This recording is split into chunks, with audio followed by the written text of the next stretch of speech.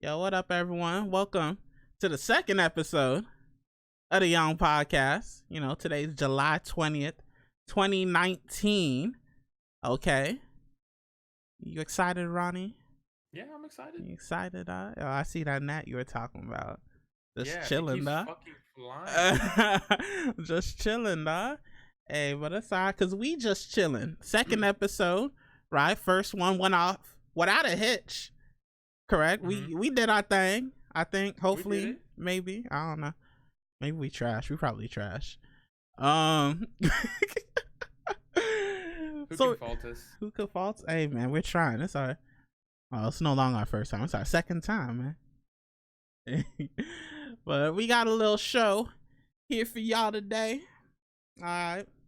But before we start, Ronnie, I got a question for you, though. Yeah, what's up? I told you I like sneaking in these little yada yadas, right? Yeah. So between me and you, who's better at shooters? Make sure you answer correctly. Well, we haven't played a lot of shooters. You still got to make that decision. We've played enough, I feel like. No, we've just played BRs. We played Fortnite. We played Call of Duty. Overwatch. Okay. Yeah. I'm glad you got the right answer. We haven't played Overwatch. Yeah, we played Overwatch like twice. No, we played like 4 times. No, not with me. Yeah, with you. Because we played that one map, that French map. We played the map on the desert map. Remember where I called him Diva? I was like, hey, yo. Y'all just going right now. I got you. And then Diva went in. I was like, hey. Oh, yeah. I remember now. Diva, I fucks with you, now. Right? We did that. But I'm glad you said I was the best shooter because I was about to list out all the games of Black Ops 4 we played. You anyways. I'm good. Because all those Black Ops 4 games where I'm actually shitting on kids and you decide to run your mouth like, hey, yo, Mahajr, you could be doing a lot better.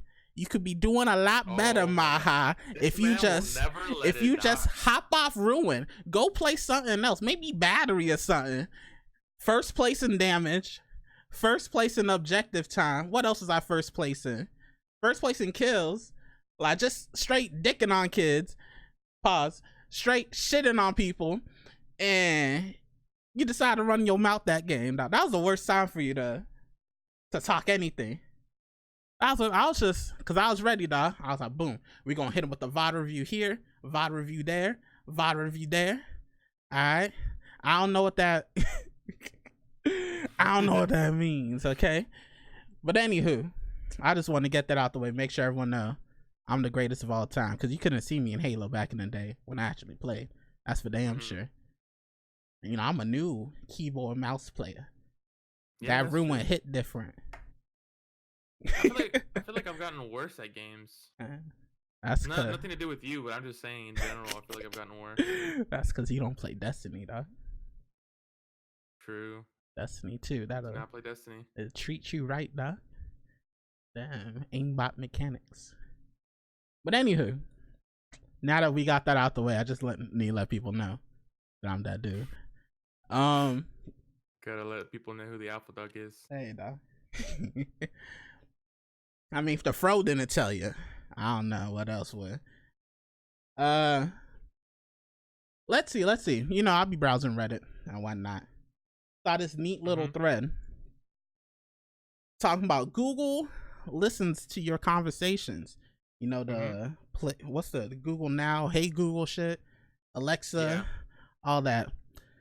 So my thing is, people were concerned like, wow, man, our privacy, they're just going through our files, our data, they're listening to us. I'm like, did you guys not know? Did you guys not know?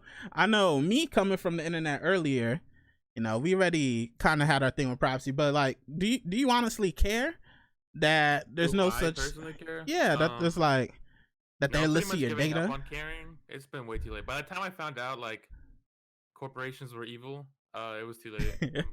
All my shit's been leaked, Because I feel like we've known that the government be listening to our stuff back in, or looking or reading, back in I know you don't know this, but the MySpace days and whatnot, everyone knew. Yeah. People reading that stuff, Twitter. It's just I think it's just kind of funny how people choose to nitpick certain companies. Mm-hmm. Like someone on Reddit will, for once in their life, read the EULA and be like, "Oh my god, I can't believe it!" They could do this. And it's Oh, like every ULA ever to exist has the same words, you know? you heard the new face app thing? People making themselves look mad old.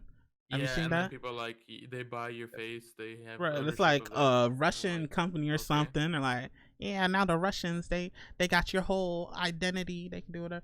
I was like, people should have known this though back in the day. We yeah, like you've given up on privacy, especially with the advent of Facebook and whatnot. Everyone puts their whole information. They put their government name, their birthday, where they work, where they went to school, the mother's name, the yeah. father's name, the cousin's name, like your whole shit out Where there. they at? Where they're going for Exact vacation? Where right, they hide their keys under the mat? You know what I right.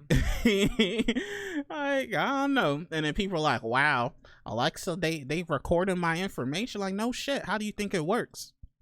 They don't Yeah. like. It's not that they just perk up when they hear, "Hey Alexa." Nah, they hear everything. So when you finally say, "Hey Alexa," you say, "Oh, Xbox, turn on." It's like, "Oh, you calling me now?" Okay. I was like, people make all the jokes all the time about the FBI agent that always texts them, like, "Hey man, go back on that video. Let me go back on that video. Let me see what's happening." And like, "Oh, my bad, fam. I got you." Like, I don't know. People, whenever they want to get mad about something, they'll get mad about it. But Yeah. privacy, internet, there's no such thing. Yeah, I found this old thing. Speaking of this, I found this old like little tauntaun thing that lets you control like your lights, right? Uh-huh. It's like an outlet that lets you control your lights using Google. I told my roommate, "Hey, where should we put this?" And he said, "Don't put that on. I don't want Google knowing when we turn our lights off." He's like, "So when they invade, you know, they won't know." And I mean, he said that jokingly, but yeah, I get it. Why people would be concerned, but I feel like it's a little bit too little, too late, you know. Every time at 2:43 a.m., Ronnie's turned on his lights, so I don't know what's happening. This man goes to sleep at what in the morning? Oh, shit. The lights finally going off at 6. What y'all doing? So yeah, I don't know. That was just really weird to me. People, I think I probably even still have some of their comments. They're talking about your phones do it too. Like, yeah, like no, whatever you're doing that uses an internet access, any electronic that requires you to sign in automatically. Yeah, like that your info's gone. that. There ain't no such thing as, oh yeah, we just gonna keep it to ourselves or not. Yeah, and it's like I said, it's too little, too late. Like the internet already has your information. There's no way of deleting that information permanently. It's over. Yeah, just go Wayback Machine, Internet Archives. That's all. You can find all that. It's there, chilling. You being nasty on them, AIM, Messenger, age, sex, language, land, whatever. I mean, in a way, it's a kind of a good thing because like some politicians have been caught like sending stuff like that. One guy, Weiner, I think his name is Anthony Weiner. He had like an island where he like was having sex with like 14-year-olds. Wait, he had an island? Yeah, some shit like that. Oh shit, that man must have money, huh? But then the other part that I shouldn't overlook, he said he had sex before. That's he had an island. That was the part that I perked up in my ears, though.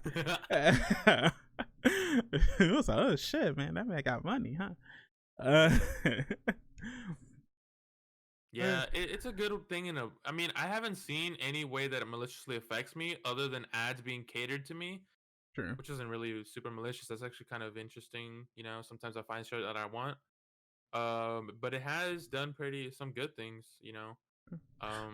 I will say the one thing that does fuck me up is when I'm like talking to someone. I'm like, yeah, man, I've been looking at these microphones. I really want to try buying this mic. And then, you know, you go on about your business next day you scroll on Facebook, microphone ad. You go on Amazon, hey, you trying to get these microphones? I'm like, bruh, what do you mean, dog? I never Google searched this or nothing. Y'all really listening? I'm like, I'm just chilling, man. Like, all right, y'all got it. I know. All right, so after this topic, because privacy ain't a thing. Since the Xbox that shit getting hit offline on Xbox, that shit hurt. Yeah. From the moment you turn that Xbox 360 on, you join Microsoft, you know what I mean? You teabag the wrong person. They invite you to that party chat. You join. Oh, you don't got internet for the rest of the day. But let's talk about this. Another thing I saw on Reddit. They were talking about. I sent this to you. But I asked if like art direction, like does that change in art direction if that ruins the show, right? But I should have asked you just to kind of broaden it out a little bit, because I feel like that's a little, I may make you only want to think of cartoons or anime, something like that. I like, does change in art direction or cinematography, does that ruin a show, movie, whatever?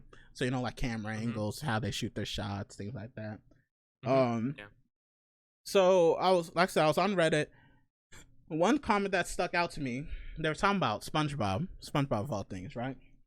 They're like, I don't know what happened, but after like season 3, season 4, here, actually, I don't even care enough. After like season 3, season 4, they changed the art, man, and everything became all bouncy or some shit. And I hate SpongeBob now. I was like, what? What do you mean you hate SpongeBob now? Like, SpongeBob was SpongeBob. Like, it's still SpongeBob. Okay, so the only way art direction ever matters really is with shows that are influenced by the way cinematography is shot. Like, for instance, there's a show called Dark that heavily relies on like amazing cinematography, and like shots and angles of characters to portray certain emotions within the scene. So say for instance they decided to go like on a 480p camera and film like the same scenes. It's not going to be the same. People are going to get pissed, right? But like for something like the Witch Blair project, when it originally came out, like that was like a hand cam that was like just a project, and that turned out really well. That for its art direction, that was perfect. If it was filmed on a really good 4K camera or whatever, it wouldn't have been the same. So it all matters on to what you're trying to portray within the show. But for something like SpongeBob, it's pretty dumb. I don't think it matters. That's what I'm trying to say. I will say though, I was watching this one anime, right? This one anime, and they had the art direction. It was like whatever, but then there was like a pivot in like season 3 or something of it, and like they changed how everything looked. It looked more. I don't even know how to explain it. It just looked more cartoonish, for what maybe. High School DxD, and and they changed characters like I be watching shit for some titties, dog, and they took away some of the titties, and that made me sad. True. I kept watching the show though. See, but that matters for High School DxD, because that's part of the art direction was a lot of ecchi. Hey, but it's still a show. Anyway, there's another thing that kind of interests me when it came to cinematography. So I was thinking back. I love Harry Potter. That's one thing. Like, I don't watch movies, don't really watch TV shows. Harry Potter though, love the shit out of it, right? And I look back. I was thinking, all right, which are the movies I really enjoyed from Harry Potter? And I was counting them off: Order of the Phoenix, the Deathly Hallows 1 and 2. There was one other one, I forgot the name of it all of a sudden, but each one was created directed by Kevin Yates, and those also are notorious for like their fight scenes being like some of the best shot, everything. So I was wondering, did I enjoy those movies specifically because of the story, or was his influence on shots and how they're going to portray certain scenes, is that what stuck out to me, like what made me gravitate towards it? So I was thinking, what becomes more important for the show is well, that's not really a fair question, right? Because you could have a shit story and the cameras and everything look amazing, but like what's more important? Is it the shots, the cinematography? I mean, if you point the camera at your feet the whole time, no matter how good the story is. You know, does it even matter? Well, obviously, it's a blend of everything, in my opinion. But when people talk about art direction, they don't usually talk about story, because art direction really only matters when story is involved, right? Mm. So if you change the art direction, how does that affect the story? I don't think it goes the other way around, where like story affects art direction. I I, I think. Okay, okay. I will say though, speaking of Harry Potter, Tonks. Yes. Do Speaking. you know Tonks? You know Bellatrix, No. whatever. You don't know them? You don't watch Harry Potter? You never seen? Whatever. Don't worry. No.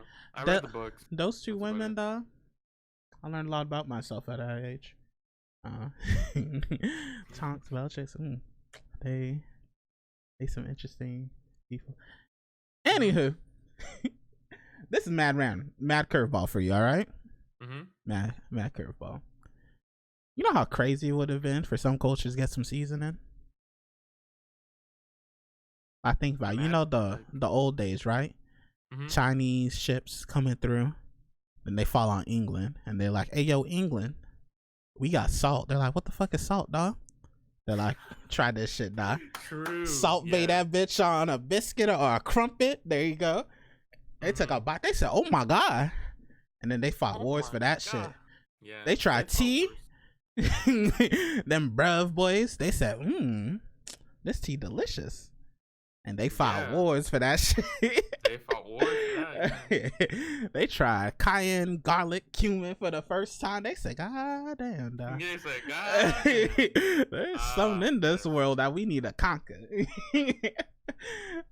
Well, imagine your food just being devoid of flavor for your whole life. And someone's like, oh, it's like this one video I saw on Twitter. This dad, he had this little girl. She was eating a corn dog or something, and he was she was eating French fries, and then he had some ketchup.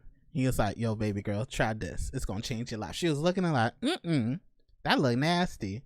He's like, "Nah, trust me. I ever see you wrong, dog." She dipped the fry in the ketchup, dog. She ate it, took a bite.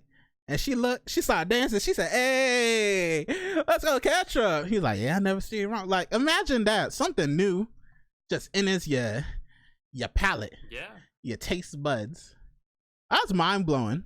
They were really eating bland rice. I don't know what the fuck they were eating back then. They were eating like jellied eels and shit. Like, if you ever look at old English recipes, they're all like bland, just disgusting shit. Except for like maybe fries and 2 chips. sprinkles of dust. Yeah. Now they can put salt, and mayo, and shit. I don't know. But yeah, mustard better than ketchup. True. It depends. Nah, man. American ketchup is way too sweet. Okay, it's like putting sugar on your fries. I mean, what is honey mustard then? Honey mustard is mustard. Wait, honey? Is that not sugar? Honey. Okay, yeah, but it's not putting sugar on your fries. It's sweet for a reason. You know what I mean? Like, ketchup sweet for a reason, because our palate trash. Yeah. You ever compare the way Americans like live to other countries? It's ridiculous. Actually, can I bring in some of my schooling? Y'all know, well, y'all might not know. I'm in school right now. I'm in grad school, you know. And we're in my environmental health class. We were talking about food safety. And I was talking about the FDA. And, you know, we have regulation on foods. Like, you can put this in, you can't put that. You can put this, you can't do that. But if you look at, like, our regulations on food compared with, like, Europe and stuff, ours is, like, kind of lenient compared to them. Like, they don't have, like, they don't allow certain dyes. They don't allow certain preservatives, things like that. And it got me wondering. I was like, do we need to be more strict or what? But then, we do. But this is the thing. I think of, like, a cultural influence. When we go shopping for groceries, right? We go one day. That's groceries for what? 2 weeks, a month? You know, like, that's how we keep our food. Over there, though, they buy groceries. You know, they go to work, come off work. They're like, all right, let me go get some whatever for dinner, right? Let me go buy this fish, this, you know, some basil, lettuce, whatever I'm gonna make. And that's their dinner. Like, I only have, very limited experience. But when I was with my uncle in Spain, and it's not, the fridge ain't stock full. Like, you open American fridge, it's like boom, we got bop bop bop bop. Yeah. And then over there it's like, yeah, we got some drinks. You thirsty though? And maybe a couple meats here and there, some cheeses or something. But for the most part, this was a common thing where it's like, oh yeah, let's go down to the butcher and get some, some lamb, whatever. I'll be like, all right, cool, let's go. And you just walk down over there because everything's in walking distance and shit. So it's like, it makes me think, like, for them it's like, do we even need to put these food colorants, food dyes in our food? Like, just buy it when it's fresh. You're just gonna eat it. Do we need these preservatives? Because there's a reason why America, outside of America, everyone's like pictured as obese, is because of like I saw this tweet the other day of this like a European guy that came over to America, right? He went to fucking quick like 7-Eleven and he got like the big gulp. This is like a drink this big for like $1. He's like, damn, no wonder y'all fat, man. 79 cents, dog. This shit would cost like 20 quid back where I come from. This is a fucking 3-liter bottle I just got. Yeah, we got some crazy proportions. I mean, I'm trying to think. When I went there, I didn't feel like, I don't know. I didn't feel like everything was like small like that though. Over there, like our cities are built around cars, so everything's not within walking distance. You have to go like far. Oh, you're talking something else.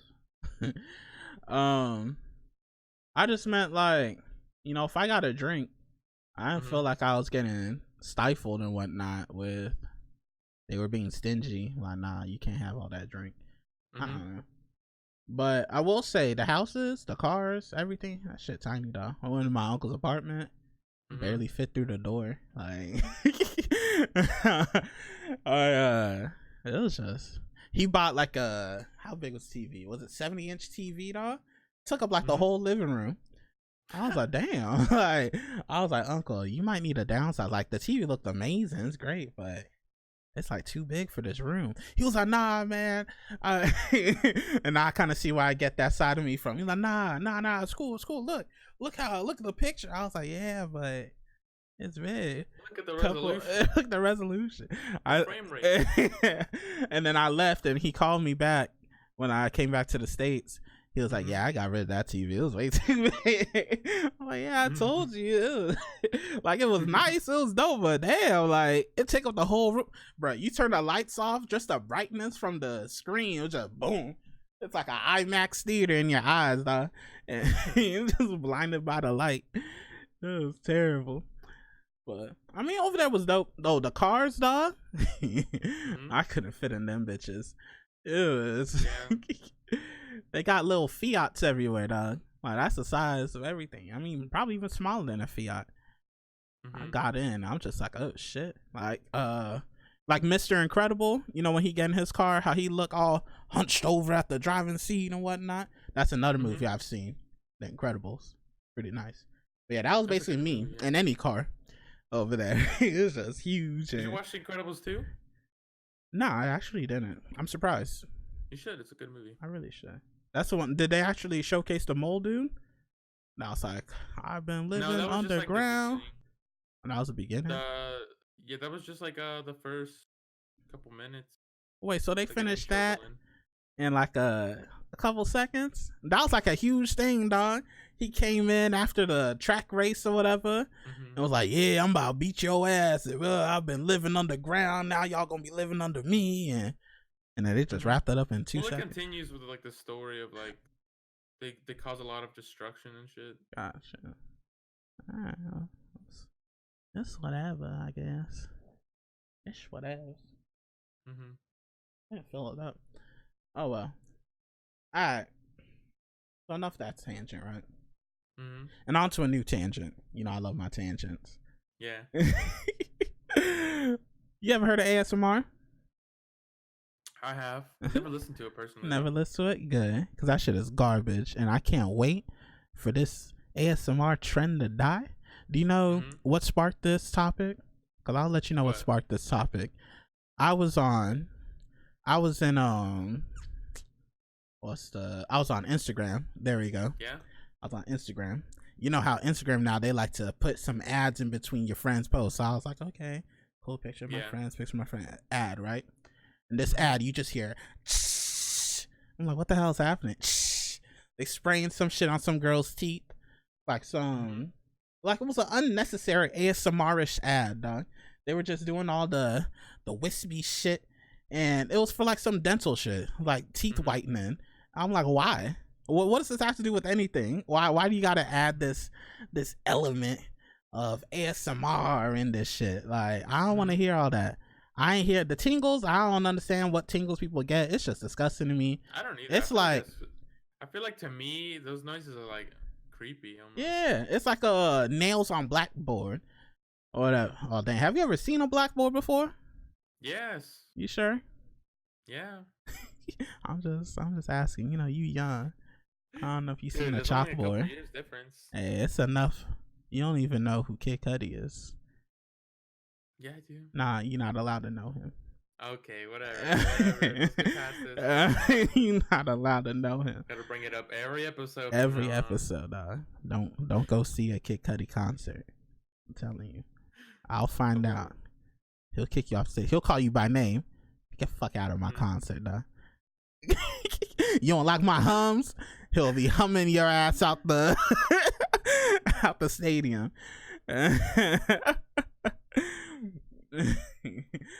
But it's like, I don't know, and it's so weird. All these, I don't know why it's like it's either Asian or black people for some reason. Every time I see it on Instagram, Asian people eating like ramen or big old, like not even like standard shit, like a huge bowl of ramen. They be slurping in it.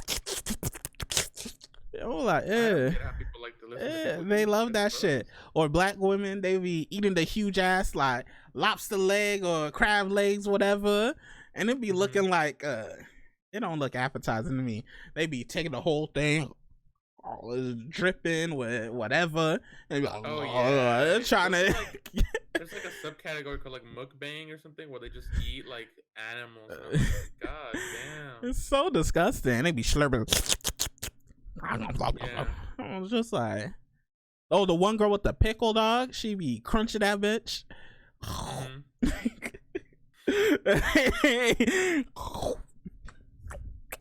Oh no, but people love that shit, dog. You see on Twitch, they got their own category.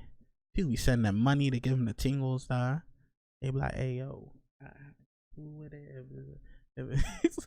I was like, nah, dog. Yeah, they be tapping their microphone. Yeah, that shit, that's nasty. If you like ASMR, you weird. Well, I feel like I don't know, but some people are like, they weird. You know, it helps me sleep. And yeah, it helps you be weird. It helps you be. You are not a productive member of society. No, I'm joking, but that shit weird, dog. Yeah, can't do ASMR. All right, a little bit back on the culture, right? We talked a little bit about me being in Spain, so we back in the States, right? And actually, we'll save that one. We'll do this one first. So in other countries, so we're back in Spain, right? My uncle and I flew out to France, went to Paris, right? I went to a mall in Paris. One girl, she came in, she started speaking French. My uncle and I, we don't understand French at all. Not a lick of French. She was like, oh. Then in, what was it? Was it in German? No, then in English, she starts saying, oh, if you don't know French, I know German and Spanish, and there's like one other language. I was like, God damn. And mind you, we're at a Foot Locker. Like, you don't need to be trying hard at a Foot Locker. And she knows 4 languages. It was German, French, Spanish, English. And he was like, oh, English is good because I'm here. I know a little Spanish, but not much. No, it's just crazy to me. I'm like, you know, all these languages. And then you come to the U.S. and we're like, I speak English. you're gonna speak English. If you don't speak English, fuck out my country, dog. And I'm like, why is it so different? Like over there, they speak 20 languages at the age of 4, and over here it's like, hi, hi, how are you? What is the difference? Why is it? Well, one reason is just racism, plain and simple. It's just the way it is. At least here. And then in other countries, the cool thing about that is that they in school you want to learn a new language from like the get-go. Especially with English being such a big thing because of America. People usually do try to learn some English. And learning other languages is like exalted in other countries. So it's like you should be learning other languages so you can go and commute and be able to find jobs wherever. Mm-hmm. Well, for U.S. specific, do you think it's just racism? Because I know it's like a little bit of that, but I don't think that's the main thing. Because like you think about it, huh? I feel like it like the base is, and it just might be like convenience or like annoyance after that.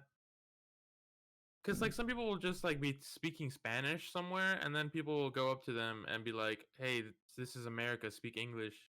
Sure, I have seen that in person. Like, I've seen that so many times. Yeah, and I don't really see it I mean, I don't see that any other way, really. I mean, I think the way I sort of think about it, yeah, there might be a little hint of racism in there, but I don't think that's an all be all.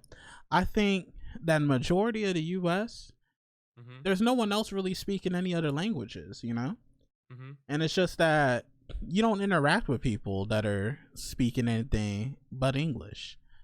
So like you in the middle, I don't know, like but the Montana. Only reason people have a problem with other people speaking a different language is because you want to get up all in their business and you don't want them to be speaking their own language, I just think it's just the country's so big. Like for the most part, you're not within like a different speaking, another language speaking country for I don't know, like hundreds, even thousands of miles. Like we are kind of isolated. Yeah, like you go to Canada, there's pockets that'll speak like French, but for the most part, I think it's a lot of English there as well. Yeah, the only place really is like Mexico and maybe Puerto Rico, certain parts of Florida. Is it Puerto Rico? Cuba, excuse me. And so I feel like in those populations where the border and the U.S. meet, they speak other languages there, and I feel like it's fine. It's like San Diego, I feel like I heard Spanish all the time, and I even knew a little bit of it until I came back here. And I don't know. So like I feel like where they intersect, you don't get that as much. You don't get as much of the you gotta speak English here. I think it's the further you get away from people that primarily speak English, I think then it sort of comes into you gotta be English speaking if you're gonna be over here in my country type thing. Just because, like I said, that's all they really know. There's no one else doing anything else. But yeah, that was great. Another thing with Europe, I think they're so close to other countries as well, so they're kind of forced to have to speak different languages. I said we were in Spain. It's like an hour and a half flight to France. You go wherever. I don't know the other. I'm not gonna try and put my my European geography out there, but you got Germany speaking one language, France another language, Spain another, Portugal another. That's why I said like people are encouraged to learn other languages because they're so close to other countries. You drive an hour, 2 hours in certain countries. You in another country over there. Over here, you drive an hour, 2 hours. You might be in a different city. Who knows? Like, you're still in Daytona land. You might be. It's like California. You could drive 12, 15 hours straight, still be in Cali. Like, it's crazy. Like, I think people also forget just how huge the U.S. is. They see, like, probably the size of North Carolina, or even Georgia. You know, that's the size of some of their countries over there. And you know, over here, those are our states. Like, and we got 50 of them bitches. Yeah, it was just that was a neat little thing. I kind of picked up on when I went there. It's just the fact that she speaks everything to me, or to us, I should say. You know, Spanish, German, French. The hotel I stayed at, the dude, he was awesome. He tried to get me to know a little bit about like French culture and shit. He'd be like, "Oh, this is what you're eating," and like it's really a popular dish here in France. Like everyone eats this. Everyone's grandma, their moms, they make this all the time. And then one thing we connected on was basketball. He loved Jaleel Okafor. And I was like, oh snap, yeah, that's what's up, dog. Like, and he was just talk about Game of Thrones as well. And so it's like it's crazy just how like some things are just so big, so international that even if you don't even know their language, you're just like, like, yeah, we got this in common. I know every time I'd come downstairs, I'd be like, bonjour. And I'd be like, bonjour, you speak English? Because I don't know any French. They're like, oh, yeah, I know English. I was like, thank you, because we would have struggled with this convo.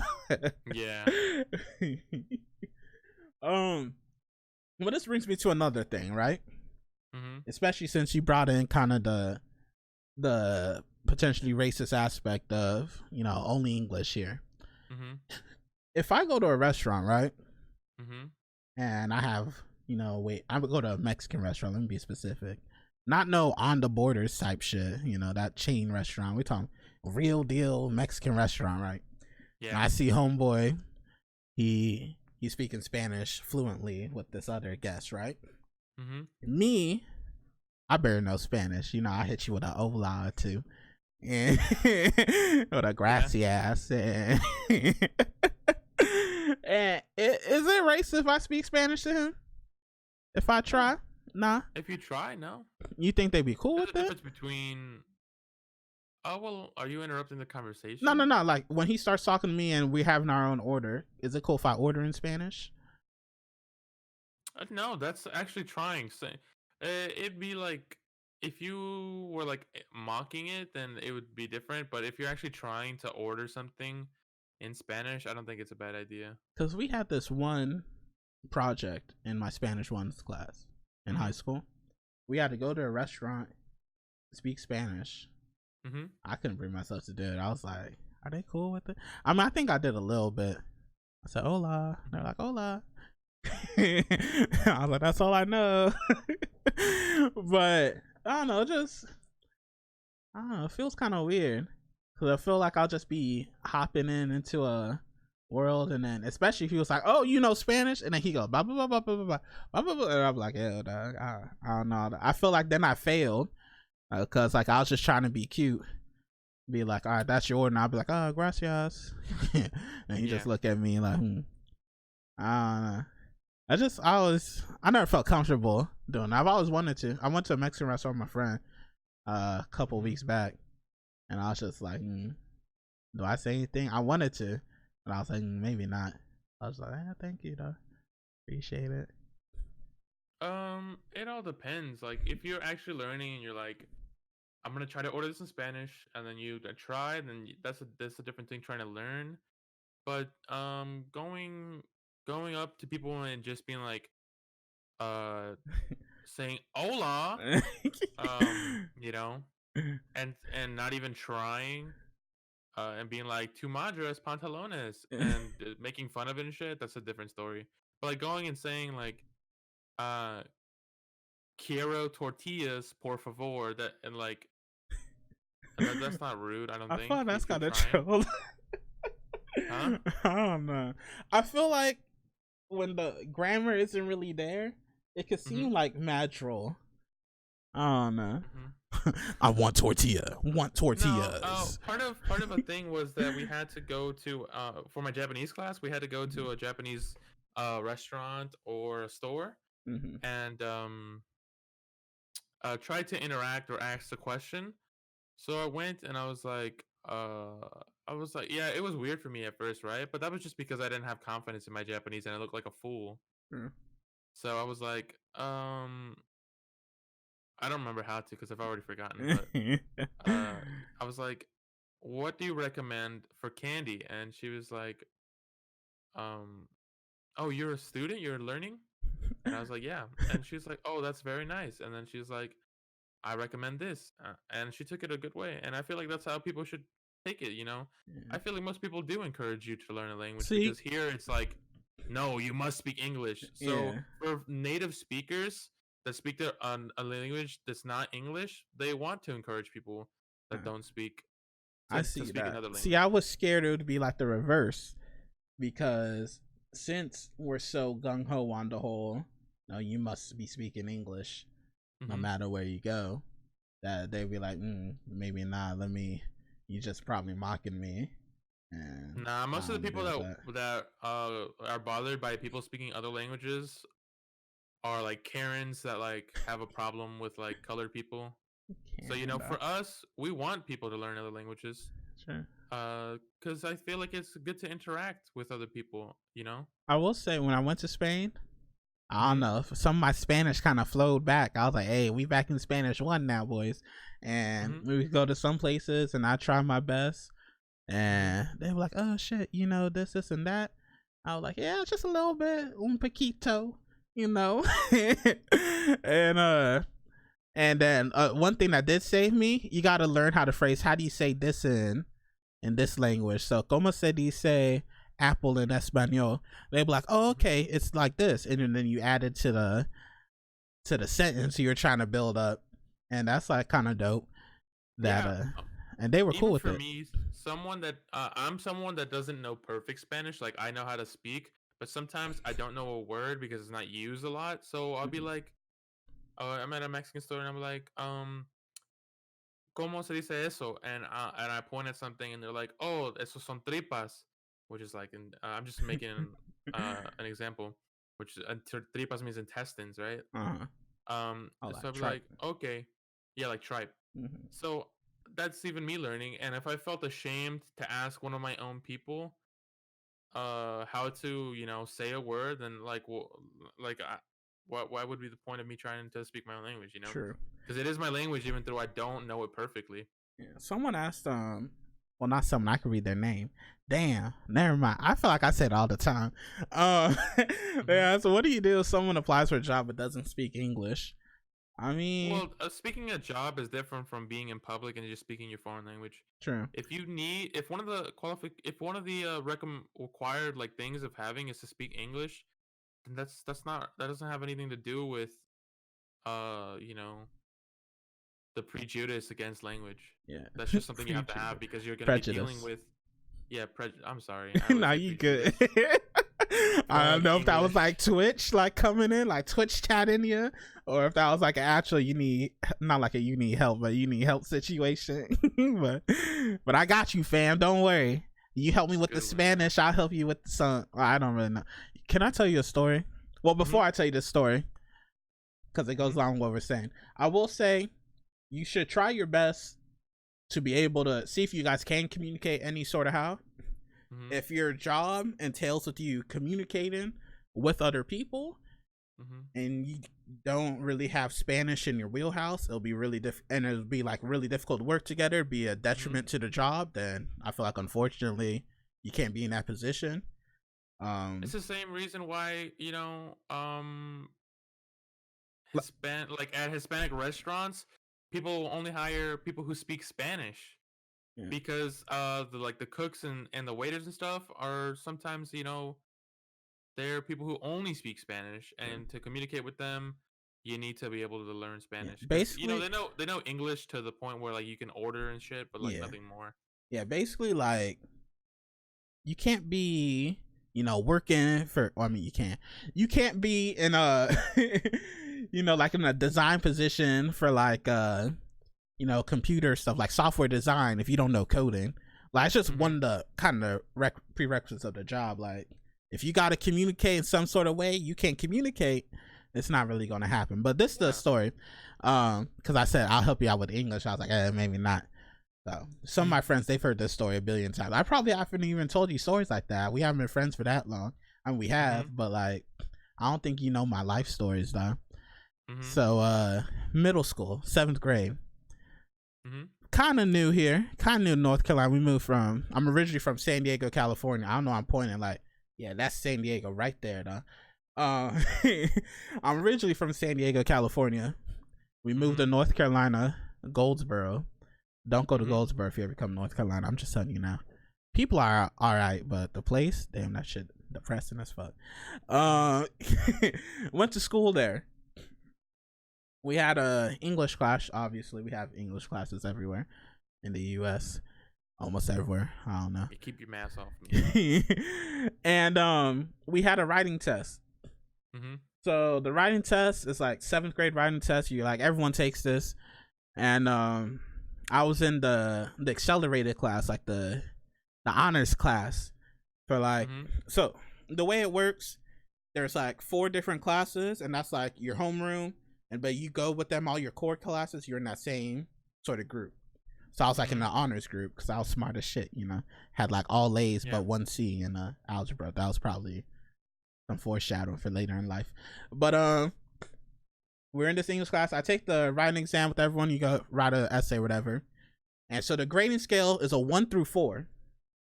And I'm in the honors class, remember? So the teacher, she's presenting us with our score. She's like, all right, everyone. I have your grades for the writing test. This is how everyone did. Everyone in this class got a 3 or better. Everyone started cheering. Yay! Woo! Yay! Yeah. Except for Aham. I said, huh? Aham got a 2. But it's okay, guys. Aham got a 2 because his parents are Nigerian and they came from Africa. And English isn't their first language. God. So that's why he didn't do well. I said... Goddamn, for real? I was like, oh, bro. I looked at my friends. They started looking at me like, damn, you stupid, huh? Your parents, they from Africa, huh? And it was just, I was like, oh my. She's like, yeah, don't worry. Yikes. They speak something called Igbo. Because I met his parents. They're so nice, such good people, lovely people. They were speaking this other language. I just had to know they speak Igbo. And yeah, they didn't know English. Like, I was like, damn, my parents, they know English. Like, they're probably talking about you. They don't want you to know what they say. But yeah, that was one of my things. I have a lot of stories about English teachers. And probably later in life when you get older or we're deeper into this relationship of friendship, well, you'll hear more and more of them whenever it comes out. But yeah, dude, there was 1 gnat and now there's like 5. Holy shit. You leave bananas in your room, dog? No, nothing's on my desk. I don't know where they're coming from. What are they even eating? Something. You got sugar in your hair, huh? Perhaps. I don't know. Put that honey mustard somewhere and they just I don't know what the fuck is going on. Alright, one last little story about her. There was this other kid, this Mexican kid. I don't know exactly what happened, right? You know, it's one of those rumors and shit. Not really a rumor. I was in the class over, so it's like social studies, English class, and another side, math, science class. So all of a sudden, I'm in social studies. We just hear boom, boom, boom, boom, pop, pop, pop. Things on the ground. You spraying shit. You hitting them with cologne, dog? I'm spraying air at them. Oh, you got the condensed air? Hey, I need to get some of that. Yo, send me some of that. I won't pay for nothing, but you can send it. Anyways, we just hear a loud bang. My nose gas, we rushed over. I see this guy. I don't want to say his name. I was about to I see. And he's like yelling at the teacher, the same one that said I was English, calling her racist. Like, I'm not stupid. I do this, and that. I know English. And I was like, damn. Things really tripping. I just remember everyone was like trying to console the teacher and stuff. And I think she was crying. But I don't know. But he like threw a desk and was just angry. I was like, maybe there's a little more to that teacher that I didn't know. I was probably too ignorant too. Blissfully unaware of the circumstances. But all right, enough of that. You ready to talk about some anime, dog? Yeah. But before we do that, word from our sponsor. No, I'm checking. Okay. Hey, if we got sponsors out there looking for us, hey, hit me up. I love money. That's that. I think that'll wrap up at least the how we say the normie portion of the stream. Yeah. Mm-hmm. And we gonna weebify, gamify, music headify the stream a little bit. So if you are just here for that portion, you don't like hearing the other stuff, that's cool. Thank you for watching. Hit follow on the channel. All right, hey, Ronnie's thing, though I point that way, it's over there somewhere. Follow his channel as well, somewhere in that direction, though. Somewhere here. No, the other way. Hey, follow the YouTube is where the podcast gets posted. If you decide, hey, maybe I do want to hear this other shit. But but enough of that. Enough of that. We got animes to talk about. All right. So we're gonna just do a holistic. I feel like I already know what you're gonna say. What? Give me one anime you recommend that people must watch. If they don't watch this anime, I don't know. But it's like one of your favorites, dog. It's something that you gloat about. It's something that, like, if they don't watch this, they don't need to be your friend, dog. What is one anime you recommend? Tell me why. Give me some info. Talk it up. Let me see that I need to watch this. It's really good, in my opinion. I feel like JoJo's Bizarre Adventure is something people need to watch. Yeah, it's so good. Yikes. Well, what do you mean, yikes? It's so good, man. Bro, I tried watching that shit. It was okay. It's actually not that bad. But in terms of shonen, I feel like it's the better.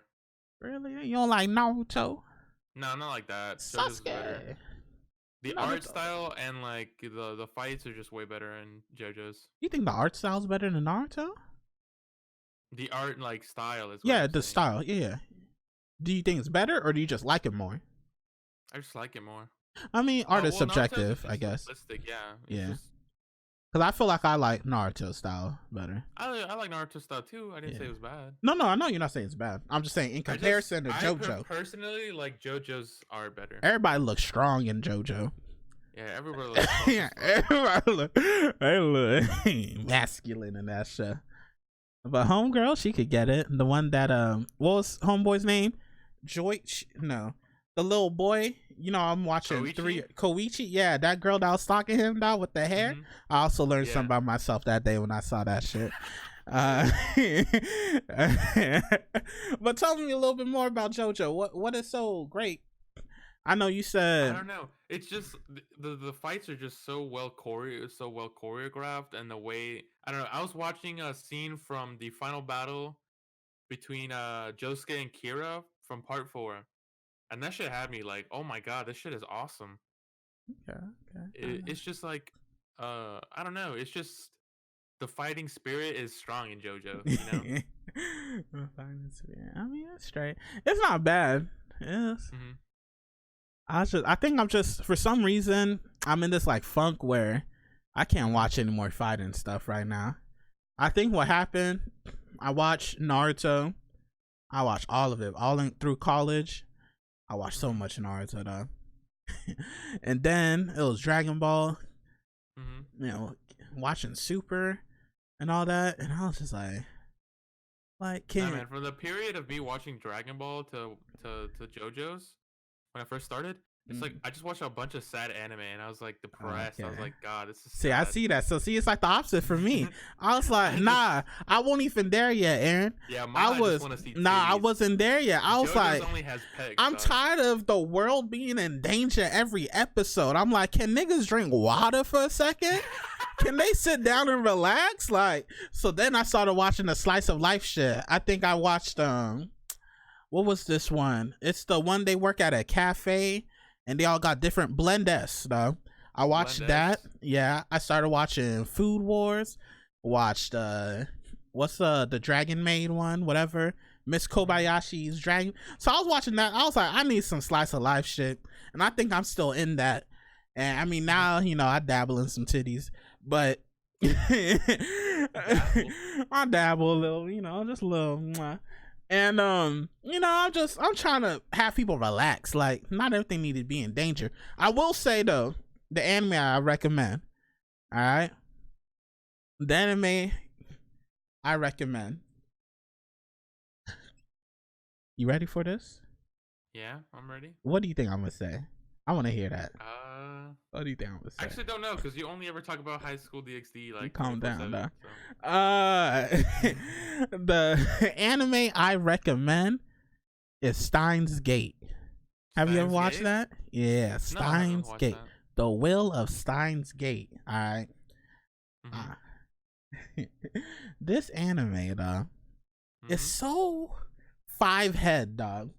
It's so you gotta be an intellectual to watch. No, I'm joking. It's really dope. It deals with time travel, and time travel is pretty neat. It can get a little dicey when different shows do it. I like the way Steins Gate does time travel a lot. Instead of like it dealing with the whole paradoxical situations that get so convoluted and overblown, they deal with Mm-hmm. the parallel universes. I don't know if you ever done like line of best fits for your graphs. You know how you get that line of regression, Yeah. and it's like 0.93878521118, Yeah. and that means like line strong. So they have like that kind of numbering system, but that lets you know which parallel universe you're in, and it was really dope. He goes through time. Everyone else's memories are like wiped, right? Well, not wiped, but they start at a certain point because they've never experienced what he's experienced, right? So he's at a certain time, and I don't know, it's just fantastic, dog. You start off the anime, and you're like, what the hell's going on? This man is crazy. Mm-hmm. But you're like, I don't know, I kind of like it. I want to see where it's going. Like, you're in the head of just a mad scientist, really. And that moves along, story's progressing. And then, this is when the story gets real good. Mm-hmm. And then people start dropping like flies, though. And you like, what? And then you just crying episode after episode after episode. You just crying. Your eyes are done. You're like, okay, this episode, nothing's bad. Oh, you killed this person? I don't give a damn, bruh. They're like, oh, we know you don't give a damn. This person's dying. You're like, oh, shit. Mm-hmm. And you just fall out. You're like, not again, dog. So I swear, from like episode 12, 13 onwards to the end, bruh, every episode, you're guaranteed to cry. And that shit is so good. The storyline's so good. The character development's so good. Music's whatever. Animation, whatever. Like, it's such a good story. Like, those are one of those story-driven animes. One of the few 10s I've rated for my personal anime watches. My rating system and whatnot. And it's a fantastic watch. You have to watch this anime. If you don't watch it, you're not my friend. I don't fuck with you. And you could go stub your toe on some Legos. I've been meaning to watch it because I've been looking for new things to watch. Steins Gate, just clean. I feel like it's a classic. Studios can learn from Steins Gate. And that's the end of my TED Talk. I feel like it's really funny the difference between you. Like, you went into this like whole deep thing. It's like, oh my god, people are dying and shit. And I was like, yeah, dudes beating up each other. It's amazing. Go watch it. Testosterone. If we're talking about that, like, I feel like Neon Genesis Evangelion is what Steins Gate. That's what I thought you were gonna say. Yeah.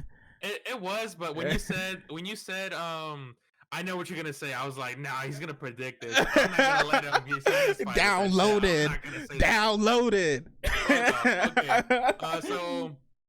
So yeah, in reality, Neon Genesis Evangelion is really my favorite anime. The whole that I watched that show back when it came out. Well, not when it came out, re-released on Netflix. Yeah. No, I watched it a long time ago. Oh, excuse me. And it was amazing, man. Like, it started off as just this mecha show, right? Mm-hmm. But it changed pretty fast from just a mecha show to like, because like it was brutal. And I think it's where my love of robots comes from. Like, I really like Transformers and shit like that. All that shit is amazing. And when I was a kid, I didn't think it was like as deep as it is. I just thought it got really weird at the end. But man, I rewatched it not too long ago, and it's really, really good. Like, the guy who made it was like under a lot of stress, and he was depressed and going through a tough time in his life during the making of it. And you can see how that changes and how it goes through the story throughout each of the characters. Like, Shinji's kind of like his self insert towards the end, and like, you have like all these characters, supporting characters that make him feel different ways, go through different emotions. And especially towards the end of Evangelion, which is like episodes 25 and 26, but it's like considered a separate movie.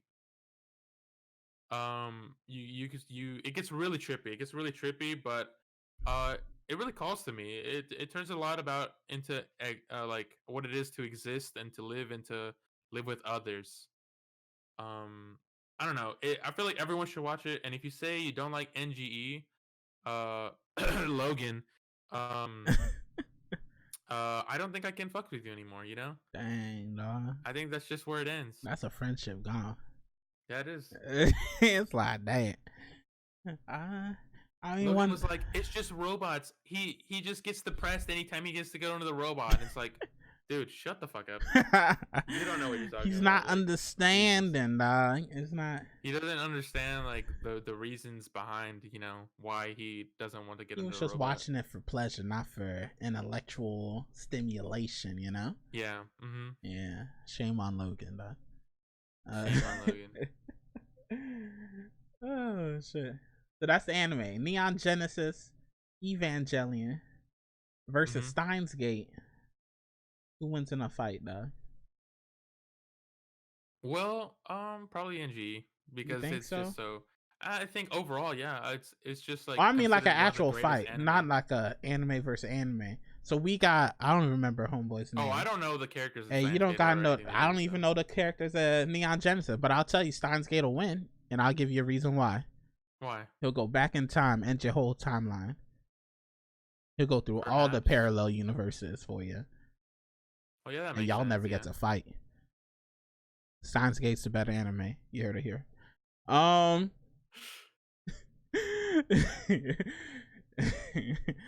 Let's talk about some Smash. I don't watch this shit, but you were excited to talk about this guy, and I know a little bit why. But I'll ask you the question: is MK Leo the greatest Smash player ever? Question mark, question mark, question mark.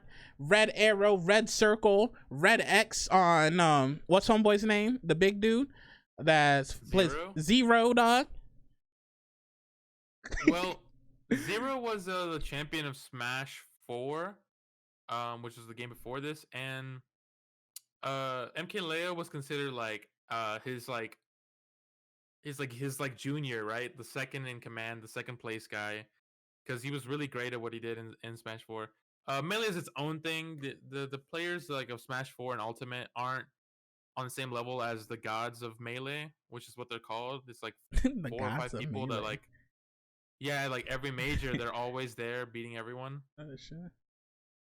And so, MK Leo, like now that Zero quit, MK Leo has like, you know, it's his time to shine. His time to shine up, step up. And I've seen like that at first, right? But then he kept getting beat by this guy named Tweak.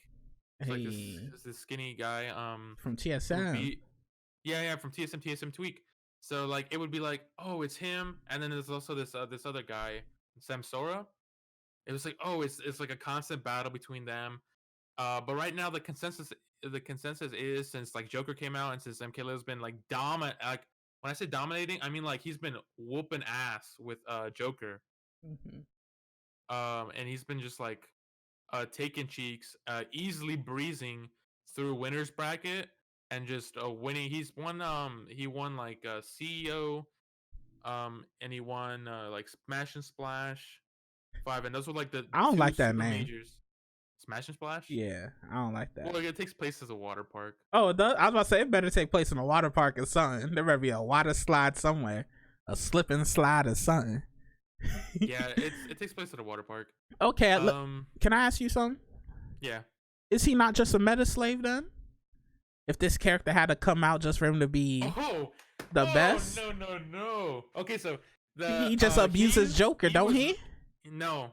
Well, Joker provides the tools he needs to shine greatest, but that doesn't mean that Joker is carrying him. He's carrying Joker. He just knows he's just like so fucking 5-head that he is able to use the tools in ways other people cannot. Because there's no other Jokers performing as well as he is in tournament. Okay, I'll give you that for the last point.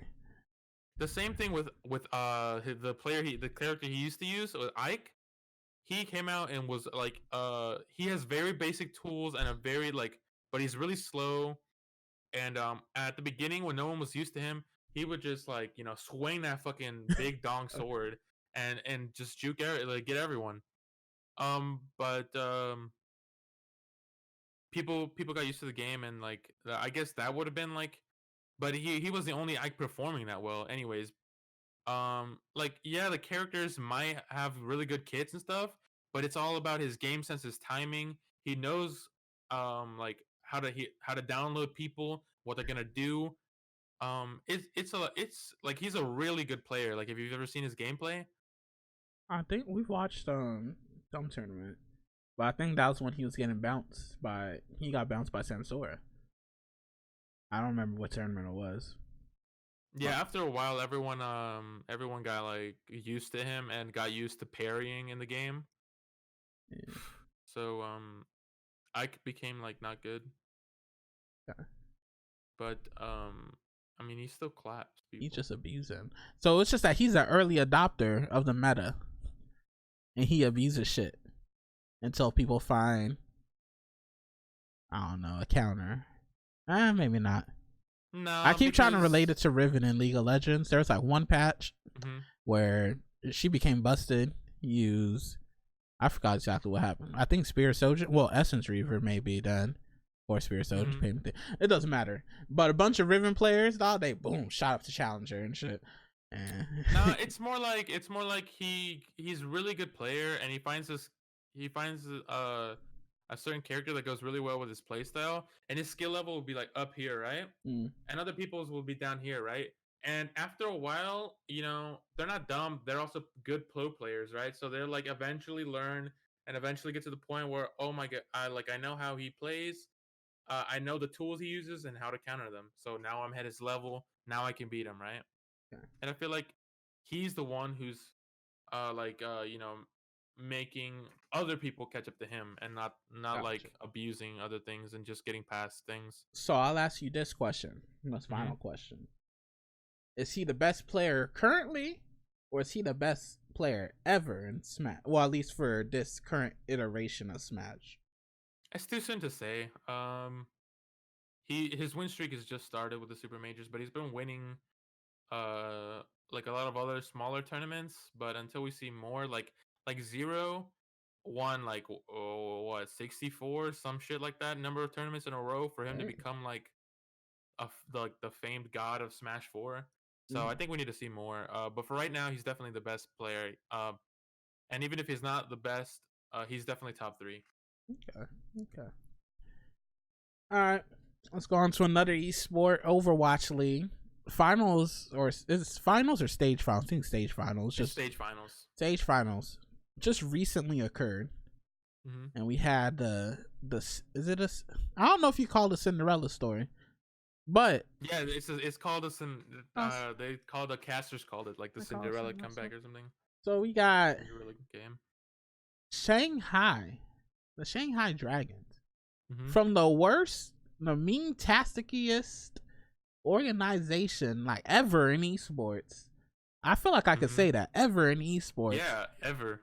I don't think anyone has ever lost that badly. To becoming champions in the Overwatch League. This I don't know. I assume you were watching. I watched it a little bit.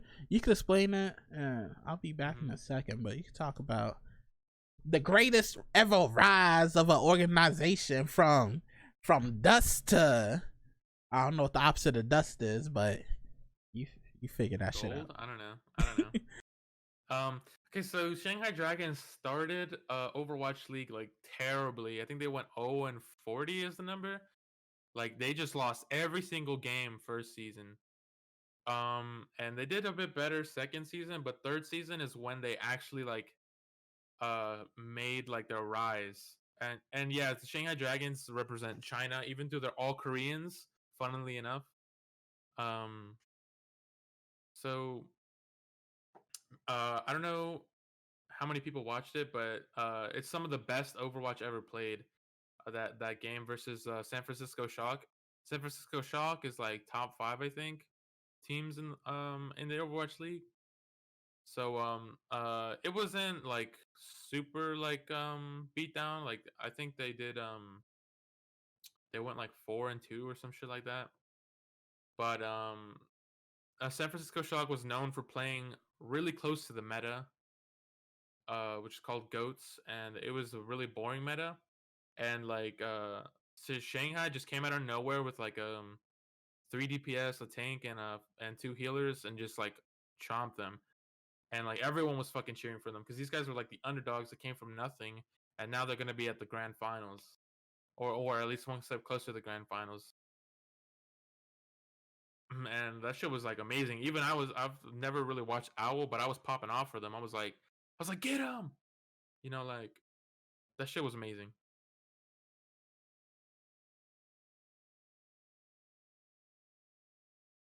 Oh, he's gone. I didn't realize he left. But yeah, it was a fantastic game. Like you like to see the players just rise from nothing, and like to see them so happy at the end of their victory. And it was actually kind of funny to see San Francisco like be so fucking sad at the end. They were like, "Oh my god, I can't believe we fucking lost to these guys," who were like the laughing stock of Overwatch League, and now we lost. Right. Mm-hmm. Shanghai, though. Mm-hmm. The greatest ever Overwatch League team? Question mark, question mark. Question mark? Red Arrow, Exxon, who was it, Vancouver? Or NY Excelsior? I don't know. It's I didn't see much of it. I know I saw like they were winning a lot of games. They had their own kind of meta that they kind of started. I don't know if it's something that started becoming more present within the league, but I think they were working with like the 3 DPS meta. Yeah, see, that's another thing that I don't know about calling the Cinderella story. They did revamp their whole roster. Like this is not the same roster that went 0-40. These totally new definitely not players. So it's like you could say, big picture, this is the greatest comeback of an org for from what's the top brass people, general manager kind of standpoint, them being able to field the players that they need, make sure they're still putting money in the league to get the right players, and to make sure they actually have a winning squad. But I don't think anyone from the first team is actually there. I think everyone got the only person, well, not from first season, because I think Grigori was from second season, but she got picked up and she was benched as well. So no, I don't think anyone. Well, at least they're starters for sure. It's like no one. Yeah. So you can say from like the organization, like actual org, not the players standpoint, like it's a great comeback. But for the players themselves, like well, the org is like this really structured like NFL. Like when people are like switch off in teams and get like new contracts and stuff. People still root for a certain team, because they're location based. It's not like the people matter as much as the location matters. You know what I mean? I think it's getting a little blurred nowadays, but I know what you're saying. Well, yeah, there's obviously like certain people who have certain personalities, but with Owl and with like the esports players, especially since they don't they have to be like translated to, at least here, it's like they're not like intense personalities. Like there are a couple people that like stand out, gotcha. But not everyone. Okay. Let's move on a little bit. I actually kind of like this question. Coming from a League of Legends player, dog. I'm a League fanatic. I used to be. So when you're a degenerate like me, you play League of Legends. At your prime, you probably play League 10 hours plus a day. You played a lot of League of Legends. But at the same time, as much as you love playing this game, you hate this game to its core. You hate League of Legends. You hate Riot. you hate the players of this game. You hate your teammates. You hate your lane opponent. You hate this game. You hate this game. Yet, at the same breath of you cursing out your dog shit jungler for the umpteenth time, you be like, hey yo, Ronnie, you trying to play some League? Bruh, download League of Legends, dog. Download some League. Hey yo, hey Aaron, download League of Legends. This game is so fucking fun. Mind you, we hate this game, and then we make other people start to hate this game. So they could come in, join our. Why do we do that? I don't know, but we love to play this game that we hate so much. And a little aside, this thing that's happening in the League community right now. I know the top people, they're hating this game, but they're actually stopped playing a little bit. But that's because League or Riot kind of cannibalized their audience. What they brought out a new game, you know, Teamfight Tactics. People loving that. It's blown up on Twitch. But anywho, I wanted to know. You know, that was my game, right? What game do you play that every time I'm in a Discord or whatever with you, I only hear you talking about your dog shit teammates, this dog shit team, this dog shit game, this dog shit servers, the dog shit, whatever. What game are you playing that no one ever hears you enjoy, but yet next day you're back on it again, back on that grind? What is that game for you? The closest thing I think is probably gonna be Overwatch. Like, Overwatch is similar, where like you have, well, in League supposedly you can carry. That's what I've heard from people. I used to be able to. That's absolutely not the case. You rely so much on your team. If there's a lever or a thrower, it's over, dude. Losses are waste of time. Like that, and that makes that game so fucking rage-inducing. Like, if one person decides to fucking ruin it for everyone, you have no chance of winning. And especially with the way you have to climb in that game, like, oh my god, it takes so long to climb through the ranks. It's really fucking annoying. I really despise the game, but it's just, I feel like the same thing with League players. It's like it's so foundationally fun. It's like when you're winning, you know what I mean? Yeah, dog. It felt good. Imposing your will, dog. You're like, oh my god, I'm losing. You know, it gets to you spiritually. That's because you brought up teammates in Overwatch. I remember. You might know me from Reddit threads such as Bomb Block. No, I'm joking. But I actually did have thing kind of go viral on Reddit. I was kind of nice at the Overwatch, you know, on the sticks. I was goated on the sticks, as they say now. I was cracked out my mind on the Overwatch. But playing with some of my friends, I'm not gonna lie, I was a little tilting. Some of them are in here right now. But it was a little tilting because I was a DPS player, right? I play Tracer, I play Genji, but it's not like I was shit. I was actually good as hell. I was nice with it. But when I would play with them, they were also playing DPS. So I'd have to play like a tank, which wasn't bad because, you know, I love my Odin. I love my Winston. I hate people like it. But I was like, why I run like duos and shit. I was like, I would be so much more effective that we could win these games if y'all let me play Tracer or something. You know, let me hop in, dance on their back line, kill a couple people. You know, bring in 4 people to chase me. Y'all get to go to the objective for free. You know, let me do that. But nah, I gotta play Winston. And again, nothing wrong with Winston, but I can't really express skill. You know, you jump in, you place your shield down, and then you dance around, and like that's Winston gameplay. You throw your shield in front of you, and you just hold right trigger, and then sometimes you'll shoot out a what's the little sucky thing she got? Sometimes you'll throw that out. A little grab, and that's expression and skill. But Tracer, dog, you get to dance on them. We zoop zoop. Oh, you try to zoop. Ooh, oh, rewind. Ooh, you know, throw the bomb with the bruh. I was nice with it, dog. Yeah, I get what you mean. Like, I am so dog shit at everything but DPS on. Well, I'm not like but I'm not above average. Definitely not above average. Fine. I was on anything but DPS. It could have been better, dog.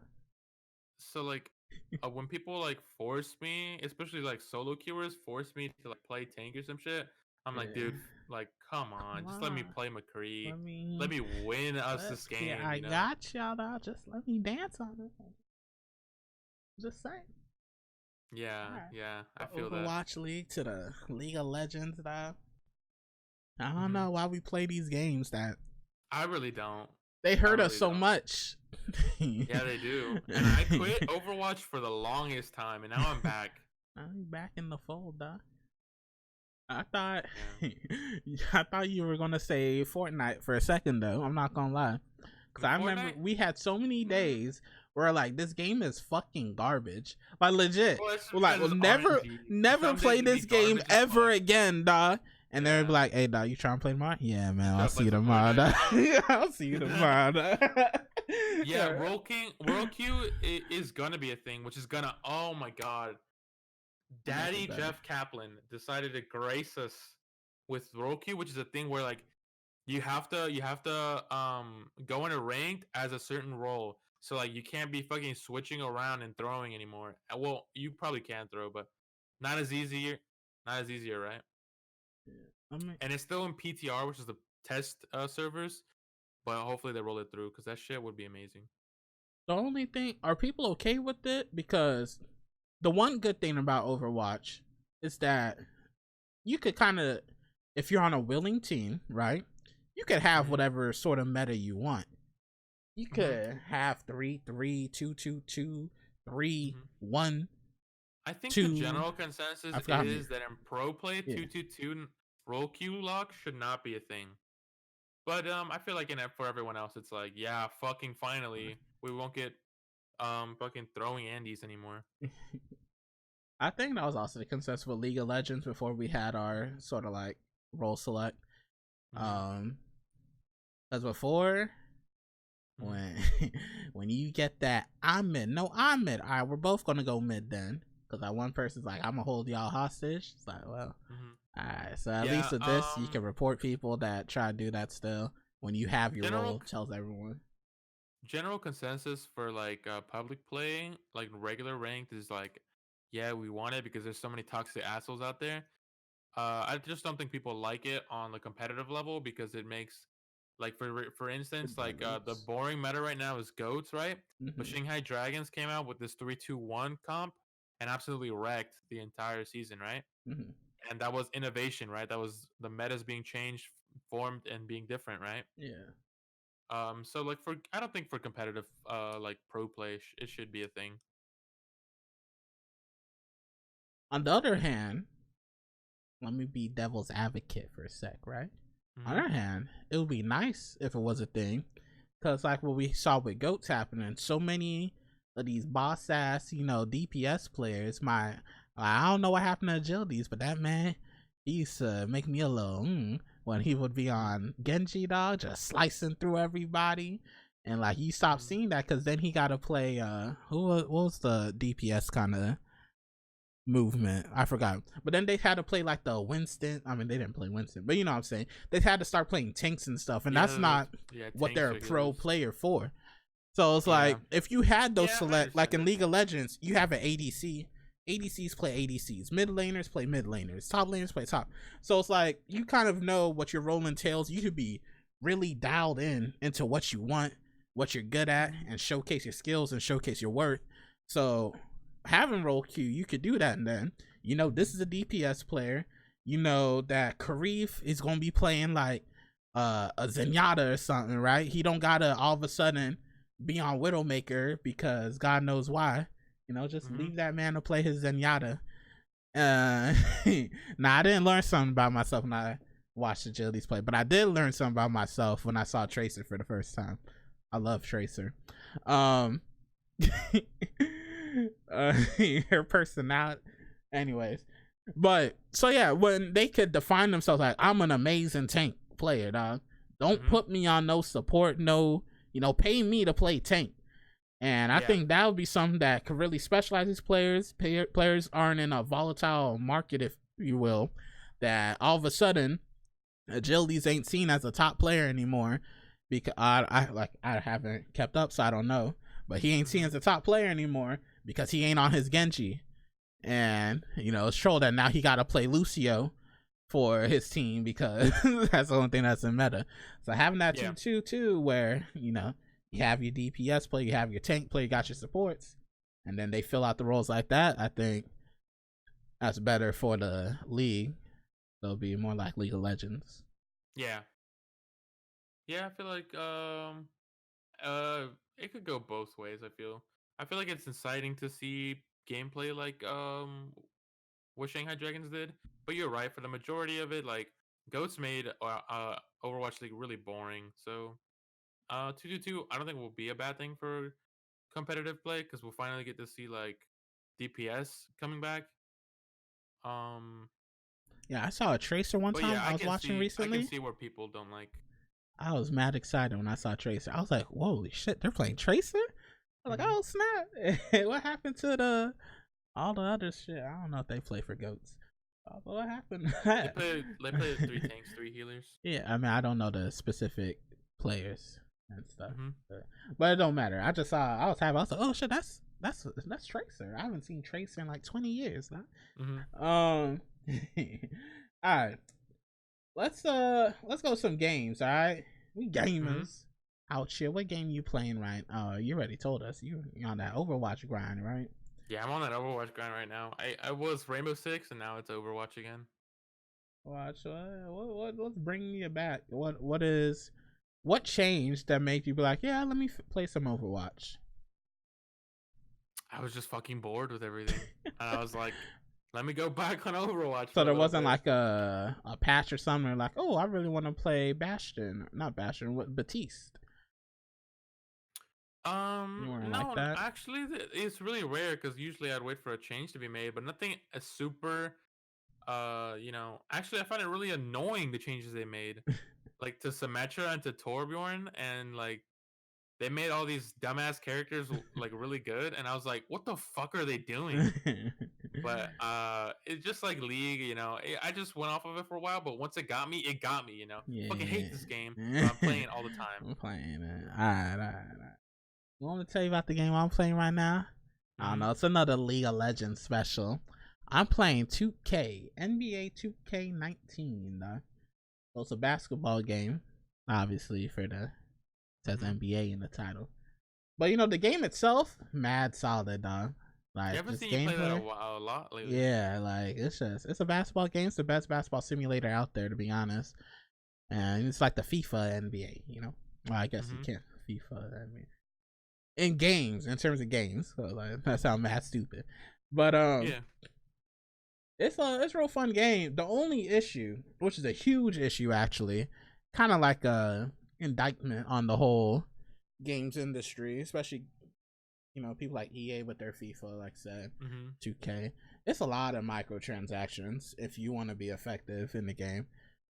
Um, so the game mode I love playing, My Player or My Career, I think they pivoted the name a couple years back. Mm-hmm. And you start off as a character, you kind of have your own story mode. That was a kind of a newish edition last past 4 or 5 years.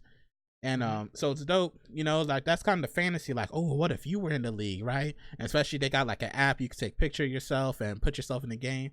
Like, oh, this is what I would do if I was in the game. If I was 6'28" and huge, had a wingspan of a god, and but like I want to be a point guard. So you get to choose. It's kind of like your fantasy, right?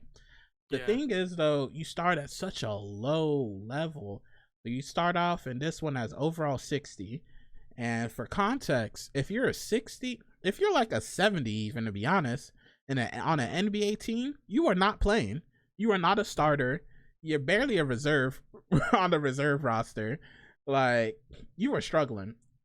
So Mm-hmm. to start at a 60 and they put you in, it's like, it's really tragic. But this is why they do that. It's because they have this thing called VC.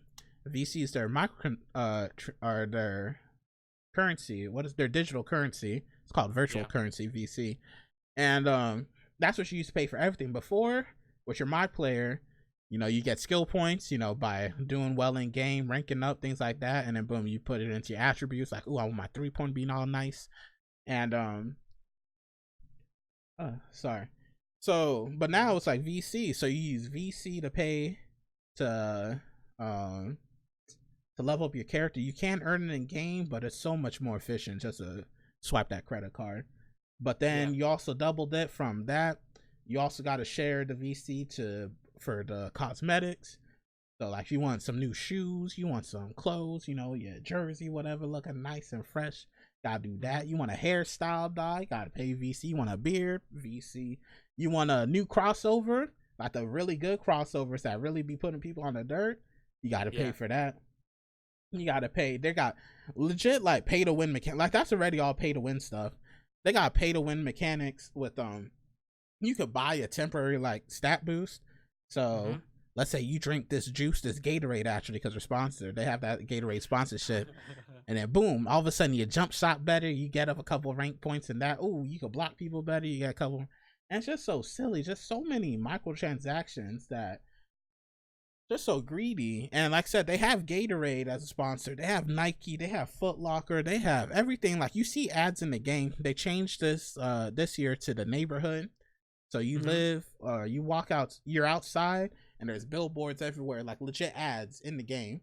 Like here's a Gatorade ad, here's a Foot Locker ad, here's a Nike ad, here's a Jordan ad, and it's just like, wow, like the greed just doesn't stop with with 2K. They just everywhere with it, and it's pretty disgusting. And like I said, the gameplay itself is so fun, but it's so frustrating because if you want to play like the call it PvP, but you play other players, you know, and let's say you're just starting the game, they bought a digital deluxe edition that comes with like 80,000 V-Bucks or something like that. So when they start, instead of being a 60 like you with a brown shirt, they're a level 75, level 80, you know, with some Jordan Nike shirts on, whatever, and they dunking on you in the park, and you're just like, well, I know how to turn the ball over. That's all I can do. Well, it's so stupid. I don't know. They had the right idea with the skill points. Use the VC for the microtransactions, buy your cosmetics, things like that. But then the greed bug hit them. They hit that EA slot machine, and like I just like printing money too much more than actually having a good game. I hate the fact that people don't care to boycott like purchasing VC because there's so many people, because they're not like sports players. People that play like sports games, like primarily, like only, I don't think they really consider themselves to be like gamers, so they don't have like our same mindset. So like, it's whatever. Really it's just it's $50, it's $100, $20. It don't matter. Just put it in for the game, get my player better. But when we see that, we see the trends. Like we see what happened with Star Wars Battlefront. We see what happened, you know, with Call of Duty, Black Ops 4, and it's sickening. Yeah, when I went to the midnight release of Smash Bros, NBA came out, like 2K came out, and like you could pretty much see like the difference in the players that played 2K and the players that wanted like a Smash. You know, it's like normies versus the weebs, dog. Yeah. Oh boy, 2K too much. All right, let's wrap this up. We got one last topic here. We got some music to talk about. You like listening to music, Ronnie? Yeah. I like listening to music too. Who put you on to all the good songs you listen to nowadays? You did. Yeah, you made a playlist for me that's like fucking God knows how many hours long. Yeah, I listen to good music. I just want people to know that. So let's see. Do you want to just list out all the songs that you got? Or do you want to go back and forth? Like you list one, I list one, blah, blah, blah. Well, let's just go back and forth, I think. All right, I'll let you go first. So we got 2 or 3 songs that we like. We're listening to right now. It could be new, could be old. It don't really matter. It's just what we're digging, what we're feeling, what's interesting to us at the moment, what's on repeat on the playlist. What you listening right to? Now, I was walking to the store in the mall, and I went to Zunies, I think it's called, Zoomies. And they had this Travis Scott song, and I was like, "What the fuck is this song? I need to listen to it." And it was from Astroworld. It was "Wake Up" with Travis Scott and The Weeknd. Okay. So I've been listening to that song a lot. I just really liked it. I don't think I actually have that one. I mean, I have it obviously, but okay, I don't think you didn't have that on the playlist because I don't like The Weeknd, to be honest. I do like The Weeknd, like on his features and stuff. Okay.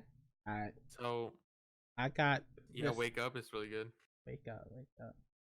One of the songs I'm listening right now, real popping, that I be feeling, I'm into, whatever, I'm grooving to it, dog. It's a song called What Do You Mean by Skepta and J Hus. This song is so cold, I smooth. It's like a trap beat, but like lazy with it. I don't even know how to explain it. But they got this one line in it that just made me love the song, dog. He says, he says North Korean Kim Jong Un. I was like, ooh, that shit spicy, though. Like, cause he don't even say his name right. He just Kim Jong Un. I'm like, ooh. So what do you mean, dog? I think it's I don't know, like the UK grime scene, man. That song just clean, though. What else you got? I've been listening to I think it's called "What's Good" from Tyler the Creator's new album. Igor. I really like that song. It's like it's a little bit more hardcore than like "What's Good," but it's like, you know, it gets me pumped up to go to work. Hey, that's your palm. It's out. You drive to work with it? Yeah, usually. I had a playlist for that when I drive to work. I'm like, yeah, I need to get myself excited. So I ain't trying to be here. The place I used to work at, like, it was a JDRF, Juvenile Diabetes Research Foundation, and everyone's white. They're lovely people, amazing people, but I'd be listening like some gangster shit, and just to psych myself up. I was like, I need to get in the zone here, because I know when I come in, it's like, oh, good afternoon. Yeah, the real cool thing about where I work is like they don't mind if I have one AirPod in, so I just be like jamming out, because the music where I work is like fucking. It's just like PG-13 old. Like, it hasn't been updated since like 2004. They allowed a 13 in it. Oh no. It's like, but it's like all old shit. And I'm like, God, this is so boring. I need some fucking songs, some tunes. So yeah, that song will get me like. I'd turn that shit the shit in my car up to 40, like just loud as hell in my car, and I'd be like, you know, I'd be singing along. Another hyphy song. This one kind of recently came out. I don't know if you know about Dreamville. I know you probably know J. Cole. Yeah, I know J. Cole. All right, so he got a label called Dreamville, and they released like a label-wide project called Revenge of the Chasers, or is it Revenge of the Dreamers? I don't know. 3, and they got this one song on it, hyphy as hell, though. It's called Wells Fargo. You know Wells Fargo, the bank, right? So in this song, they talking about robbing a Wells Fargo, and this shit's so hyphy up. But the thing that really makes this song unique is how it starts off. It's crazy. I don't know why they got like these UK bruv accents. And here, I'll give you a couple lines of it because I wrote them down though. So it'll go. Excuse me, sir. Please, sir, don't get blood on the couch. He's like, my lord, please hand me the bazooka. And it's just, please, sir, don't get blood on the couch. And it's just the funniest thing to me. And just the way it starts, and then it goes hard, dog. Like the beat is crazy. Like you turn the bass up in your car, and it's just, woo. I gotta listen to this song. What's it called? Wells Fargo. And it's from I think Revenge of the Chaser, something like that. But this song, it's just make you want to rob somebody. You about to go to a Wells Fargo and steal some money, though.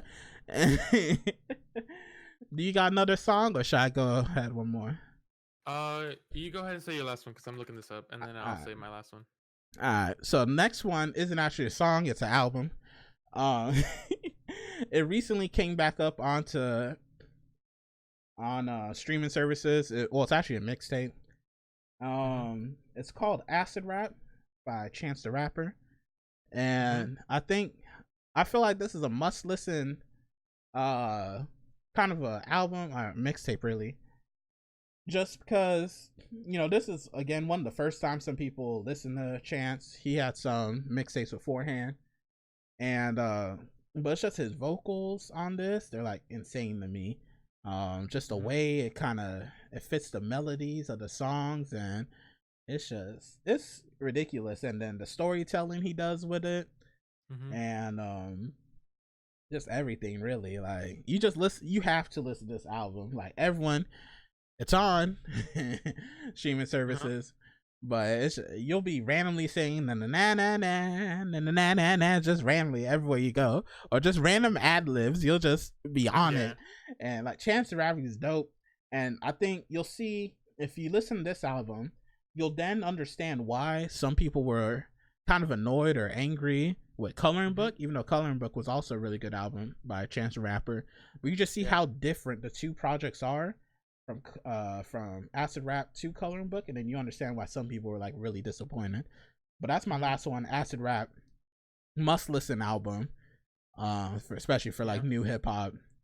Yeah, a song with Childish Gambino as well on it, and that song on that album is why to this day we are still waiting for a Chance and Childish Gambino collaboration, and that's why some people are mad that Childish Gambino is, you know, going away with that moniker soon, because they're like, dang, he's not gonna be making albums no more. Like, what's happening? I feel like he's still making music. He's just well, yeah, but by Donald Glover, we're like, nah, we don't want Donald Glover on this one. We want Childish Gambino and Chance. We want Camp Childish Gambino and Chance the Rapper. But yeah, those are my songs / album. Yeah. For my last one, I've been recently listening to Calvin Harris's old stuff. You know what I'm talking about? Like Calvin Summer. Harris. Nah, I don't really listen. I know a couple songs from him. Him. He has a couple collabs with some hip hop artists, so that's why I know. Yeah, him. I've been listening to mostly his collabs. It's like really chill vibe stuff. I just listen to in the car. You ever heard of Slide from Calvin Harris? Yeah, Slide. That's one of my favorite ones. Bruh, do you slide on all your nights? That's my shit, though. That's one of my favorite ones. Yeah. So I know that. I think he has one with Justin Bieber, Lil Wayne. I think Chance is on that one as well. It was on. Oh wait, is that a thing? I don't know. It don't matter. But yeah, so I only know him from some of his hip hop collabs. Yeah. I don't know if he does other things. I mostly listen to his collabs. Like he only has like 2 songs that I listen to him. That's like only him. Okay. Some of that. That's it. But yeah. Yeah.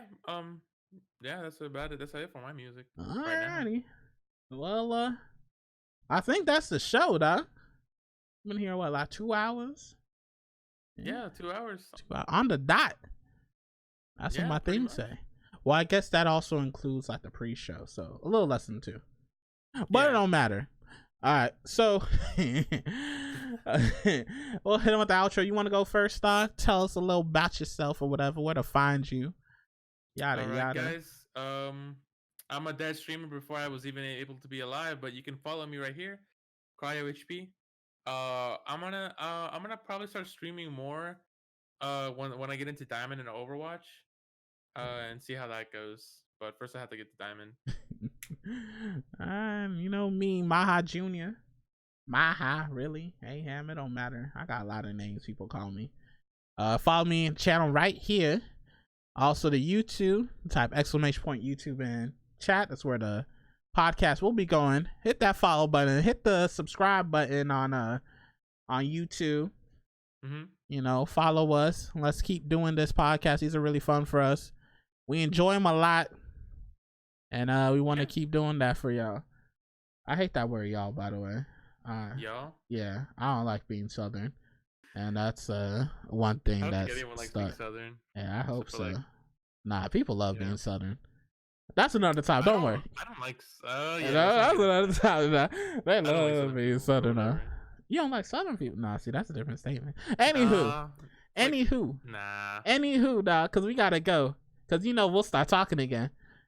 Yeah. We'll start talking again. Do I even have work to do? See, you got me talking. Don't worry. Thank you so much for watching the Young Podcast, episode 2. July 20th. I said I was going to do it last week. I did it twice this week, or 2 weeks ago, I guess, for the last podcast. I did it twice this week. 2019, the 20th of July. I don't know what's coming next, but we'll see you guys in 2 weeks. We'll figure out. Maybe we'll think of doing a little something different. Who knows, dog? Or we'll do more the same. Special. Back to school. Is that a thing? Oh, maybe. Yeah, school's coming back soon. And the back to school special. Who knows? Probably. I'm in grad school, so I'm still in school. This 11-week. Well, I'm going back to school soon. Hey. So yeah, thanks so much for watching. Take it easy, everyone. We'll see you next time on the Young Podcast. Doses.